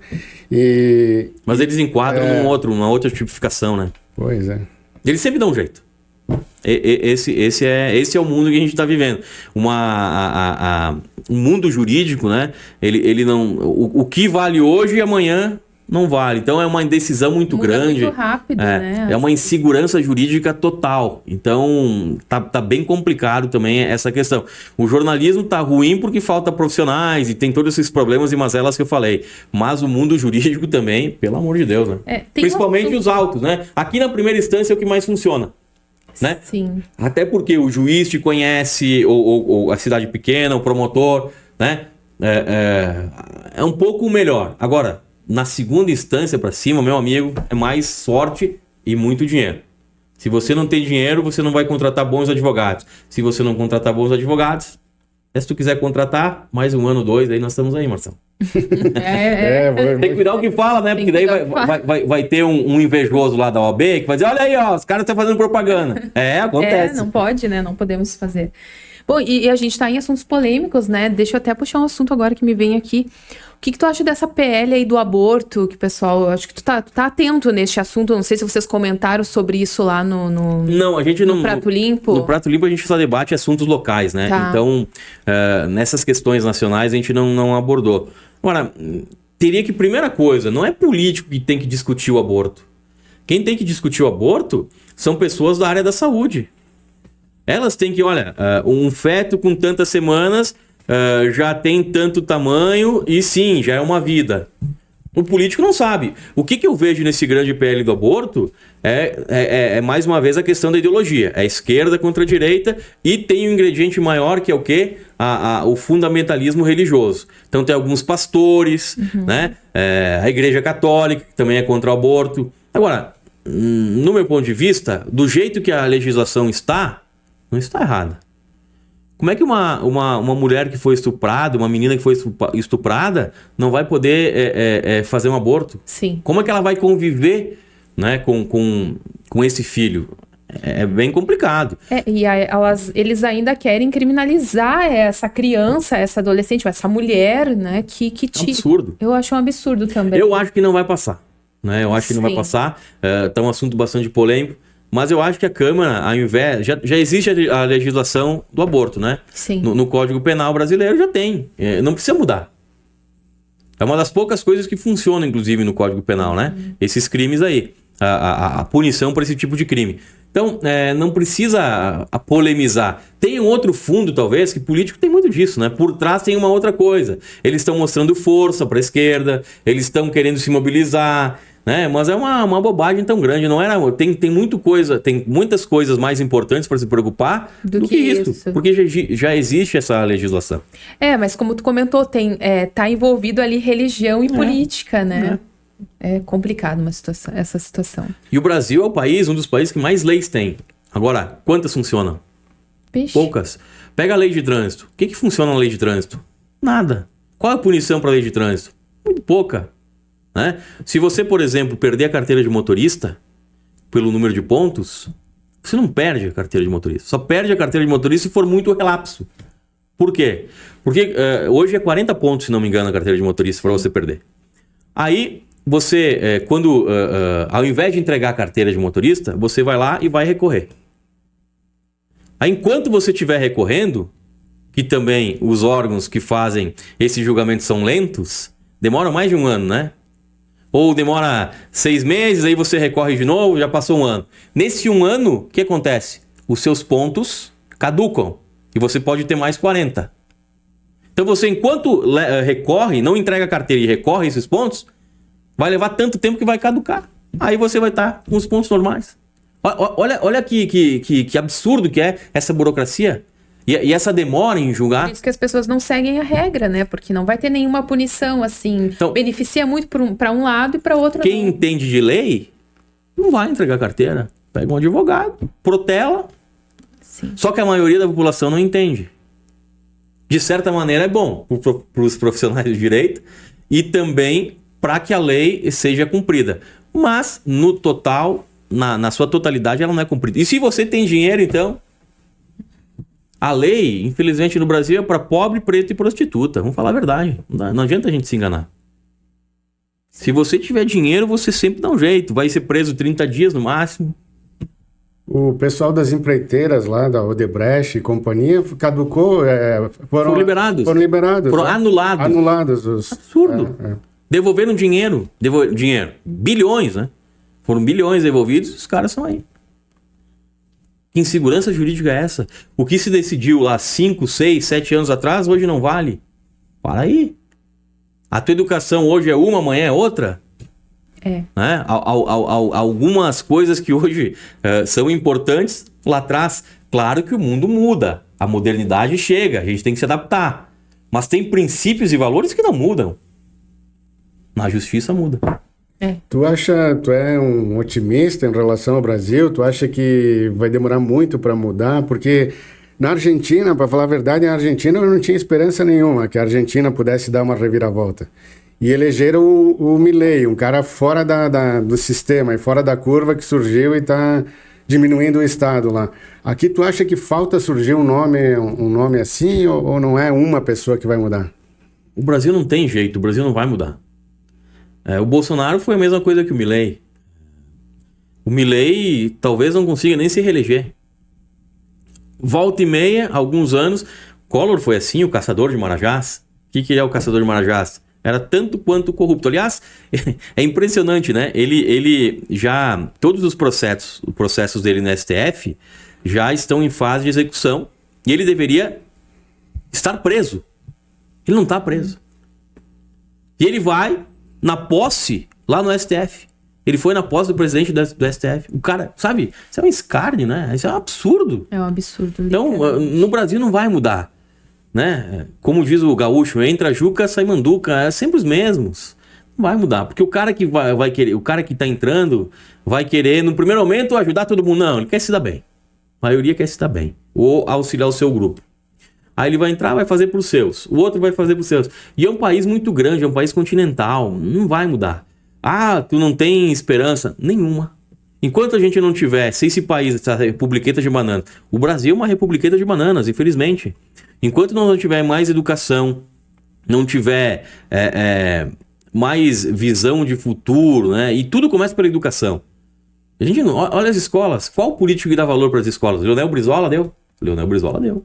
Mas quanto tempo atrás? Quanto tempo atrás? Pelo menos formou pessoas como nós agora, porque as crianças que estão se tornando adolescentes agora, infelizmente, não tem. E se você for para a Europa, por exemplo, a primeira coisa que eles pensam é educação. Sim. É fundamental a educação. O ano passado eu estive na Itália e tem um amigo na Itália. O filho dele na escola que ele estuda, escola pública, aprende lá o italiano, aprende o alemão e o inglês, 3 línguas. E o guri, como tem os pais brasileiros, ele já fala o português também. Então, ele vai sair da escola falando 4 línguas. No Brasil, a gente não fala nem o português direito. Não fala. Então, eu vejo pouco futuro. Ensinando para as crianças banheiro neutro, pronome... Como é que é o pronome? Todes. Todes É o... né, não posso falar aqui, né, mas é o que eu penso, mas é um absurdo, né? Isso aí. E banheiro é a mesma coisa, né? Eu sou da opinião, é homem ou é mulher, sabe? É homem ou mulher. Eu não tenho filhos, mas como é que a minha filha vai estar lá no banheiro feminino, vai chegar alguém lá com um pênis? Sim. Minha filha com 6, 7 anos vai ver um pênis. Ah, mas ele é neutro, ele é não sei o quê. Não. Agora, a gente também não pode diferenciar essas pessoas de uma maneira preconceituosa. Claro. Não. Mas essas pessoas, que são minorias, não pode, né, de maneira nenhuma, ditar as regras da maioria. Não, tá errado isso. Tem. Cada um no seu quadrado. Tem que respeitar todo mundo. Agora, banheiro sempre foi banheiro. Homem e mulher, não tem. Ou a pessoa nasce diferente do que homem e que mulher. Não nasce, né? Eu não conheço. Ou você nasce no homem ou mulher. Pode nascer com 2 braços, pode nascer, às vezes, até aquelas crianças com alguma deformação, que nascem grudadas, enfim. Mas é homem ou mulher. Não tem outra coisa. A maneira que nasce. Bom, aí depois eles decidem serem... aquela monte de sigla lá, né? Sim. Não tem problema nenhum. Podem viver infelizes assim. Só que eles também têm que se adequar da maneira que é. O banheiro do homem e o banheiro da mulher. Essa é a minha visão.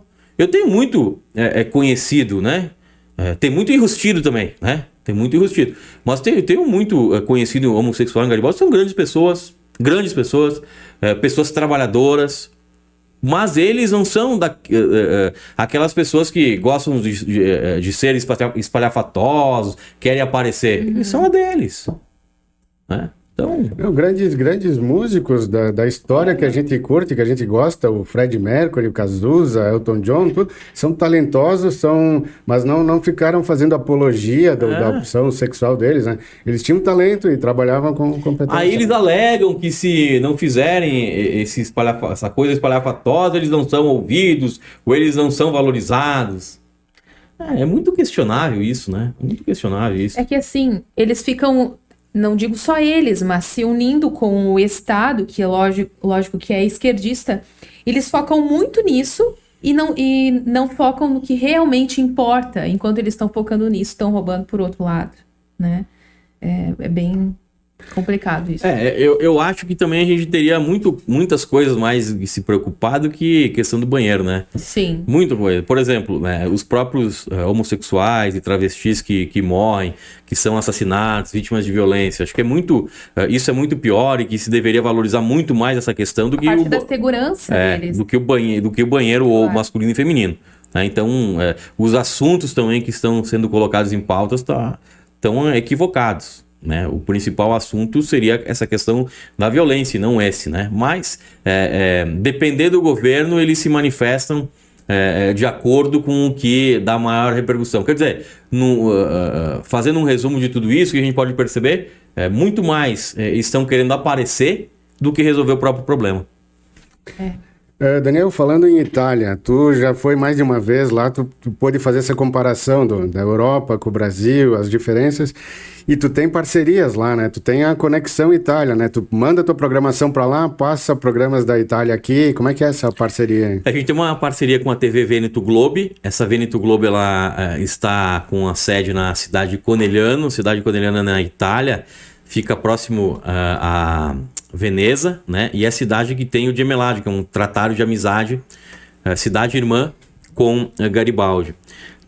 Todos os dias, do meio-dia 1, antes do meu programa, a gente passa um noticiário desse canal, um noticiário em italiano. O pessoal gosta, né? Porque os principais fatos do dia. E para nós é bom porque é atualizado. Por que é atualizado? Tem o fuso horário, né? A Itália fica 5 horas, ela é 5 horas adiantada do Brasil, né? 5 horas a mais.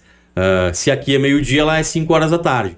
Então a gente passa de meio-dia, né, o noticiário que eles passaram de manhã. Então ele está ainda atualizado. Então a gente usa e faz isso através dessa parceria. E a Itália é um outro mundo, né? A gente tem um carinho especial porque somos descendentes de italianos. A gente conseguiu fazer o caminho inverso do que os antepassados fizeram. No interior da Itália, nessa região lá do Vêneto, é a mesma coisa do que a gente andar pelo interior de Bento, andar pelo interior de Garibaldi, andar pelo interior de Carlos Barbosa, o sotaque é igual. Aqui tem uma coisa errada que a gente fala. Você fala italiano. Todo mundo diz que fala italiano. Não, ninguém fala italiano aqui.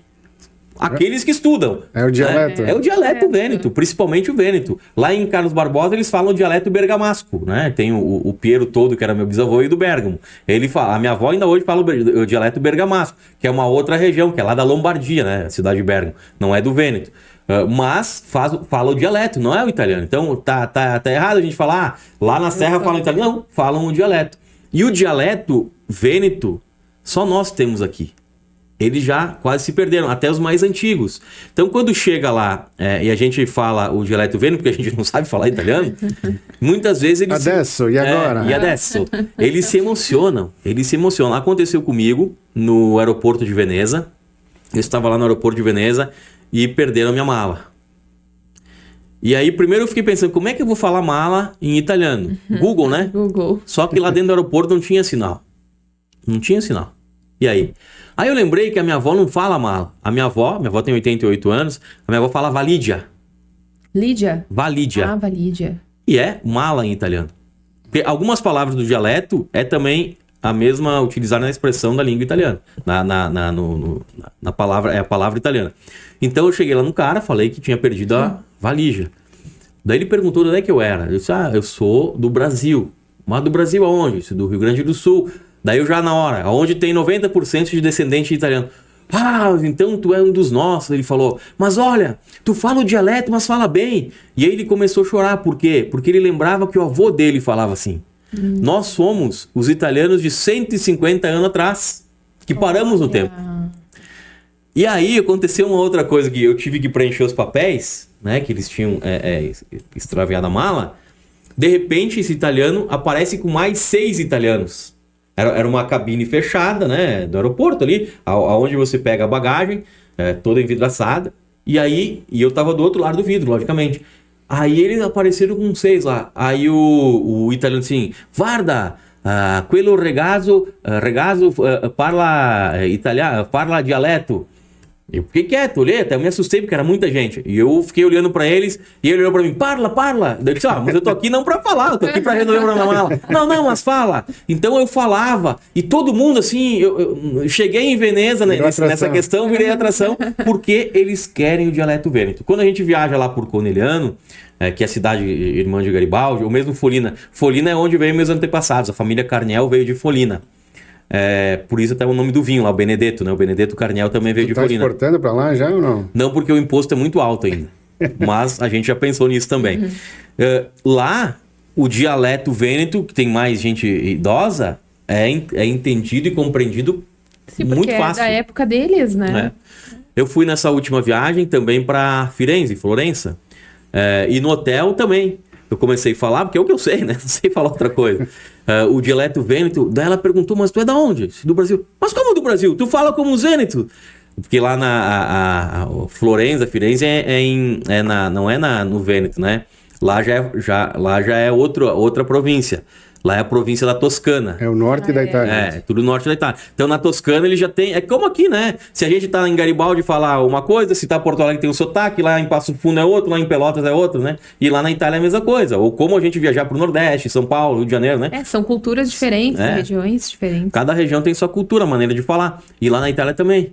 E aí lá em Firenze, no hotel também, mas como tu fala vêneto lá? Fala bem, ela falou, né? Mas é o que a gente sabe. Então eles ficam maravilhados com essa cultura, e muito na Itália, em muitas regiões, eles não sabem que existiu a migração de 150 anos atrás, né? E o ano que vem faz 150 anos dos primeiros imigrantes que chegaram aqui na Serra.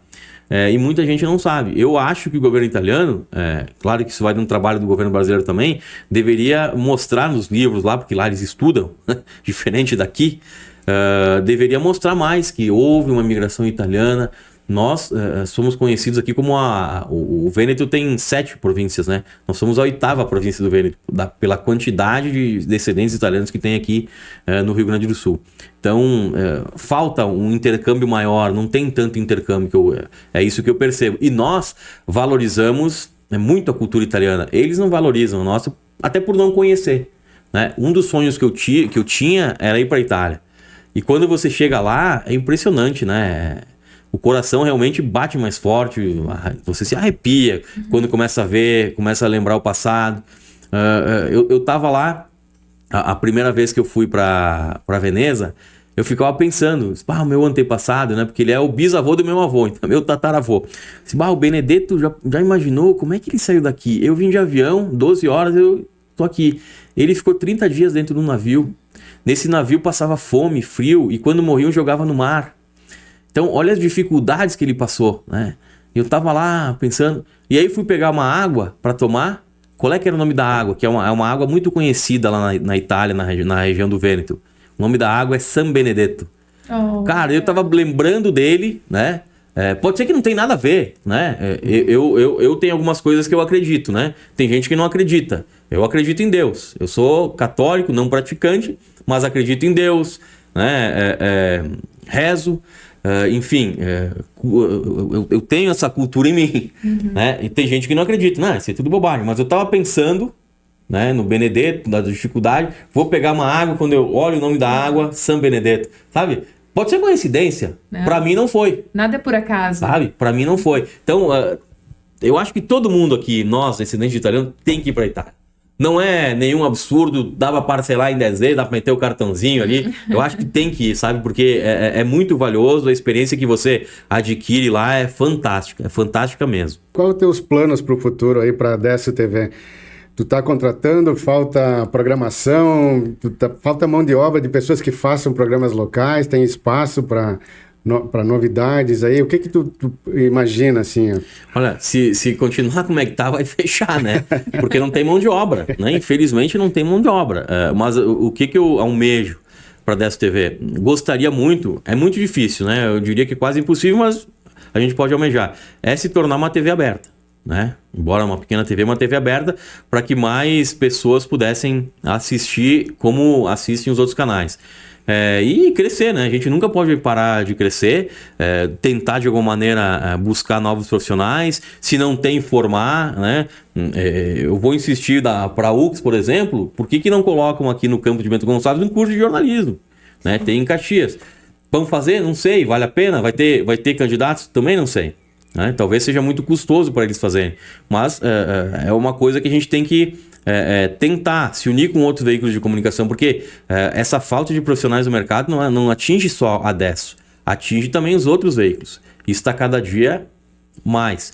Então, os planos nossos são esses: crescer, tentar ter mais profissionais, mas também a gente já chegou quase no limite, né? Por que já chegou no limite? Porque a região não comporta uma emissora com muito mais gente para trabalhar, uma emissora para rodar com mais gente, tem que ter mais. O custo é maior, mais elevado. E o mercado de mídia não comporta. Você vai tirar dinheiro da onde para fazer essa roda girar? Fica difícil. Então, não sei qual vai ser o futuro. Mas almejo que seja um bom futuro e com crescimento. Mas não vou te dizer que se vai ser. Até porque está mudando tudo muito rápido, essas questões da tecnologia. Anos atrás, eu lembro ainda do MS-DOS, né? Você também. O MS-DOS é aquela tela verde, né? Não existia o Windows. Que Windows, né? Tu chegou a fazer textos no WordStar ou não? Claro. Máquina de escrever, pegou também ou não? Também. Fiz curso de datilografia. Não terminei, mas eu comecei, né? Aprendi a bater nas teclas com todos os dedos, né? Hoje, esses tempos, os meus primos, tem os primos que moram em São Paulo, né? São mais jovens que eu, logicamente. Nunca tinha visto um telefone de discar, né? Que tem aquele Sim, que tu gira. Que tem que girar, o redondinho lá, né? Uhum. Eles só sabem do digital. Eles nunca tinham visto um telefone que tem que girar para discar. Gente, onde é que vocês estão, né? 15, 16 anos. Não, mas tem gente que não sabe, num relógio analógico de ponteiro, saber que horas são. Só sabe se tiver o digital. Eu sou assim também. Tu também? Eu também. Eu tenho essa dificuldade, né? Não, mas eu sei, entendeu? Mas eu demoro. Eu não olho de cara assim, né? O meu relógio não é com ponteiro. Mas, enfim, eu olho, dou uma pensada. Por quê? Eu não fui estimulado por fazer. Sempre tive relógio digital. Mas, enfim, é um exemplo também. Assim como eu tenho lá no meu escritório uma fita cassete, né? Que é quando era um gravadorzinho pequeno que eu trabalhava na Rádio Gaúcha, eu utilizava aquele gravador para fazer reportagem. E as pessoas, o que é isso? Uma fita cassete. Não conhecem. Não sabem o funcionamento. Videocassete, então, nunca ouviram falar. Então, e quanto tempo faz? Cara, eu não sou tão velho assim. Embora tenha bastante cabelo branco, mas não sou tão velho assim. E foi muito rápido, então a gente não sabe, né? Como é que vai ser o ODS? Não sei. Daqui um tempo, sei lá, vai ser tudo... Não vai mais precisar ter estúdio. As pessoas só vão trabalhar de casa, né? Na maneira do home office aí. Eu tava falando isso com um professor de direito essa semana, né? O que vai ser, por exemplo, da UX? Vamos falar. Eu, quando estudava na UPF, estudei lá de 2002 a 2007. Era um batalhão de gente. Era muita gente. Você vai hoje para a UX, tem meia dúzia de aluno. Eu faço algumas cadeiras, disciplinas de manhã, não tem aluno. Tem 4, 5 alunos. Para mim é bom, que eu acho uma aula particular. Mas para a universidade, para manter toda a estrutura, para ter 5 alunos na sala de aula. E muitas são online. Muitas também, online, né? que eu odeio. Aquela eu não gosto. estrutura enorme. Embora eu trabalhe com o digital, atue no digital, eu não gosto de coisa online. Coisa não, de aula online. Porque eu gosto de ter professor na sala de aula, olho no olho, fazer perguntas. Eu pergunto bastante, sou chato às vezes na sala de aula. Tá pagando, né? Tem que e tô pagando e tem interesse, né? E quando eu retornei agora para a faculdade de Direito, tive uma disciplina de noite que eu fiz, não vou falar o nome, senão eles vão saber quem é. Uhum. Tinha 2, 3 guris lá com um notebook aberto, assistindo partido de futebol. Porque quem paga a faculdade é o pai dele, não é ele. Se ele pagava, ele ia estar dando valor. Então, que advogado esse cara vai se formar? Sim. Então, tem tudo isso, né? Então, a gente não sabe o que vai acontecer no futuro. A gente almeja que cresça, mas, sinceramente, é uma incógnita. É um posto de interrogação. E não é só no mercado da comunicação. Várias empresas, né? Não se sabe para onde vai. Tá mudando muito rápido as coisas. Sim. E tem empregos que a gente não sabe se vão durar, se vai ter no futuro, né? A Globo parece que fez um filme com inteligência artificial dublando. Aí os dubladores ficaram loucos da vida, mas e agora? Se o futuro for assim, não vai ter mais emprego para dublador? Sim. Eu vi a primeira vez esse negócio da inteligência artificial no novembro passado, lá na Itália, na Veneto Globe. Eles pegaram o apresentador lá da Veneto Globe e ele estava falando português. Daí ele disse: Daniel, olha esse vídeo. Aí eu olhei, eu disse: mas esse o nome dele é Mirko, né? Mirko Villanova. Eu disse: questo é o Mirko? Ele disse: sim, tu viu que ele fala português? Mas como? É ele? Não, é inteligência artificial, diz os italianos. Olha. Cara, eles pegaram a imagem, mexiam a boca, tudo. Então, bom, já estão fazendo isso. Esses dias eu estava no Instagram e aí o Leonardo, o cantor Leonardo, estava vendendo uma coisa. Eu disse: mas o Leonardo não vende isso aí, eu tenho certeza. E aí também era inteligência artificial dos caras vendendo uma coisa que, né, utilizaram a imagem dele. Eu vi isso aí também. Utilizaram a imagem dele e ele, com a voz, era a voz dele, né? Parecia que ele estava mexendo na boca. Quem não conhece, não está por dentro dessa tecnologia, vai pensar que é ele. Não, só que isso é ruim, porque vários golpes podem acontecer, né? Tem pessoas que podem pegar a foto de uma pessoa, isso já aconteceu, simular que ela está falando, pedindo ou nua, né? dinheiro, ou nua também. É complicado, né? Tem coisas que vêm para ajudar e outras para piorar. E a gente tem que ter essa questão da inteligência artificial também. Eu acho que teria que ter não só uma legislação, mas um freio, porque do mesmo modo que essa tecnologia facilita e vai muito rápida, pode acontecer uma coisa aí imprevisível, né? Sim. Né? Você tem hoje também até mesmo essa questão dos nascimentos, né? Nascimento não é mais homem ou mulher, né? Já tem auxílio. Você consegue, através da fertilização, né? Que é correto, enfim, mas sabe, tem coisas que você tem que colocar um freio, fazer uma legislação, porque senão daqui a um pouco, né? Já imaginou inteligência artificial receitando o medicamento, inteligência artificial fazendo processo, não precisa mais advogado, você vai pegar um contrato, já está redigido lá na inteligência artificial, mas para aí, não é assim também, né? Porque a inteligência artificial não tem a emoção, a inteligência artificial, ela não vai ter um discernimento, né? Ela não vai pensar, né? Cada caso é um caso, esse eu poderia tratar assim, aquele lá, né, diferente. Então, a gente tem que ter algum tipo de, não só legislação, mas algum tipo de lei, alguma norma para não deixar isso avançar muito, senão a gente está perdido. Imagina esperar que o robô resolva algo da tua vida. É complicado mesmo. Bom, eu vou aproveitar um pouquinho para fazer o agradecimento aos nossos patrocinadores, já que o Daniel vai tomar uma aguinha ali. Agradecemos então ao Hotel da Londer, Casa do Celular, Benfit Marmitas Congeladas, Di Paolo, a Grato e também a nossa nova parceira, né, Stacia, a melhor hamburgueria da cidade. O que tu achou, Marcelo? Olha, não é só hambúrguer deles que é bom, eles têm sorvete. O sorvete é diferenciado, tem uma máquina importada lá, tem uma sobremesa também que a gente vai falar nos próximos dias aí. E aqui nada. Que é sensacional. Aqui nada. Combinava com uma espumante, com vinho, né, que não veio. É verdade.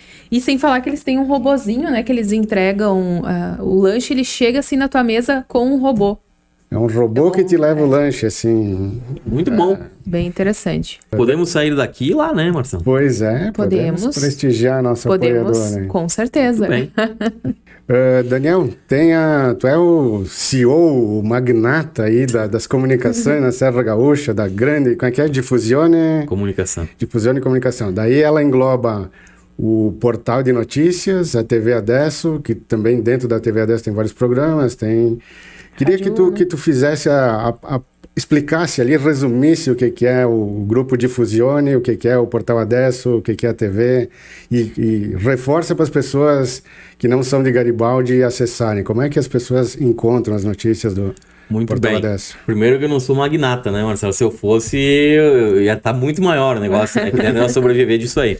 Bom, a Difusione e Comunicação é um nome italiano também, né? Que significa difusão.